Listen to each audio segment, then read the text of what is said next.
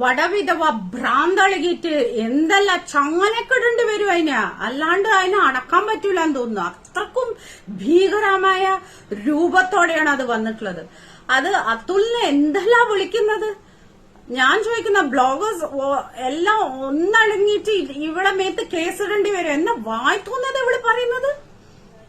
കുടുംബക്കാരെ തെറി വിളിക്കുന്ന ഇവളെ പറയുന്നുണ്ടെങ്കിലേ എന്താന്നറിയാ, വടവിധവേ നിന്നെ ആൾക്കാർ പറയുന്നത് നീ നമ്മളെ പൈസയിലാണ് ഇന്ന് ജീവിക്കുന്നത്, അതുകൊണ്ടാണ് ആ പറയുന്നത്. നീ ഇപ്പൊ എന്താ പറഞ്ഞ അതുല് കാർ എടുത്തത് നിനക്ക് എല്ലാ ആൾക്കാരും ഷെയർ ഗുണം തന്നാ നിന്നെ വേശിന്നോ നീ ആരെ കൂടെയെങ്കിലും കടന്നിട്ട് കുട്ടി ഉണ്ടാക്കിയെന്നോ എന്ത് പറഞ്ഞാലും നിനക്ക് പ്രശ്നമില്ല അല്ലേ. നീ ഷഫീന ബീബിനെ ഇപ്പൊ ബോഡി ഷേമിങ് ചെയ്യുന്നുണ്ടല്ല, നീ ഫസ്റ്റ് പോയി നിന്റെ കണ്ണാടിയിൽ നോക്ക്. നിന്റെ മോന്ത കണ്ട നീ നൊന്ത് പ്രസവിച്ച മോനുണ്ടല്ല അതെന്നെ ഞെട്ടിപ്പോവും രാത്രി. സത്യം ഞാൻ പറയുന്നത്.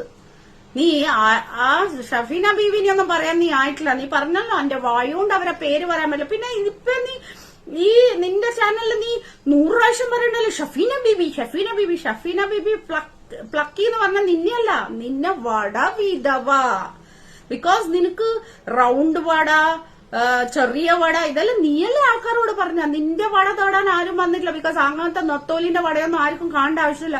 നിന്റെ അടുത്തേക്ക് വരുന്ന ആ ഡാഷ് മക്കള് എത്രത്തോളം ദരിദ്രവാസികളാന്നുള്ളത് ജസ്റ്റ് ഇമാജിൻ ചെയ്ഞ്ഞോ. മനസ്സിലായ വടവിധവേ? നീ ആരെല്ലാണ് പേടിപ്പിക്കുന്നത്? നീ എല്ലാ ആൾക്കാരെയും പേടിപ്പിക്കുകയെന്ന്.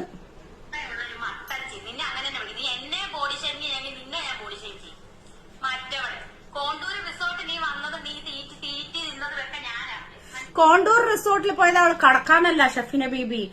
നിന്റെ ഒരാളില്ലേ നിനക്ക് വേണ്ടി പ്രാർത്ഥിക്കുന്ന ഒരാള്, അയാള് സ്ഥലം കൊടുക്കാന്നിട്ട് അയാളെ കൂടെ പോയിട്ട് ഭക്ഷണം കഴിക്കാനാ പോയത്. അപ്പൊ നീ പറയുന്നത് അയാളെ കൂടെ പോയി കള്ളു കുടിച്ചെന്നാ, അപ്പൊ പിന്നെ അയാള് ശരിയില്ലെന്നല്ലേ നീ പറയേണ്ട അർത്ഥം.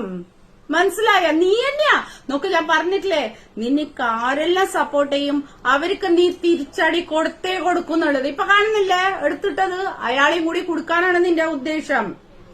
നീ പറയുന്നല്ലോ അവരെല്ലാ സത്യാവസ്ഥ, നിനക്ക് ഒരു സത്യാവസ്ഥ നിന്റെ അടുത്ത് എന്തെങ്കിലും ഒരു തെളിവുണ്ടെങ്കിൽ എടുത്ത് പുറത്തിടാൻ നിനക്ക് ധൈര്യം ഉണ്ടാവും. ബിക്കോസ് നീ ഒരു തന്തക്കല്ല ജനിച്ചില്ല. ഒരു തന്തക്ക് ജനിച്ചാൽ നീ അത് ചെയ്യാനായിരുന്നു.